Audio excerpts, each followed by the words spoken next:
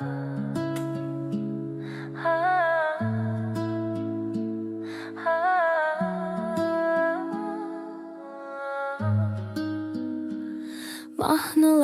götür, aparamısın? Mənə musiqi kimi haramsan. Elə gizli, elə bil günahsan. Elə soyuq, elə bil silahsan. Mahnıların götür, aparamısın? Mənə musiqi kimi haramsan. Elə gizli, elə bil günahsan. Elə soyuq, elə bil silahsan.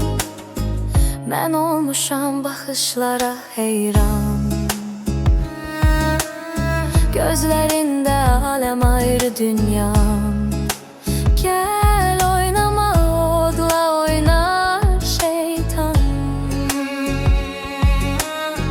Atma beni alovlara Leylam, Leylam. Mahnıların götür, aparamısın? Mənə musiqi kimi haramsan.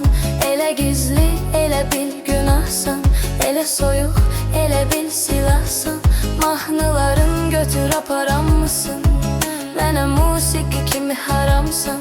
Elə gizli, elə bil günahsan. Elə soyuq, elə bil silahsan. Yalandırsa niye inanmırsan? Eğer inanmırsan onda yalandırsan. Zaman kısa, sebep zamandırsa günah. Ne sende ne mende zamandırsan. Yağış olup damla damla yağarmısan? Güneş olup yana yana yanarmısan? Nefes olup cana cana dolarmısan? Ama anlamırsan. Nəğmələr oxunanda, kəlmələr əmin anda, simlərə toxunanda, hisslərim yox olanda. Mahnıların götür, apar mənə musiqi kimi. Elə gizli, elə bil, elə soyuq, elə bil. Mahnıların götür, aparamısın? Mənə musiqi kimi haramsan. Elə gizli, elə bil günahsan. Elə soyuq,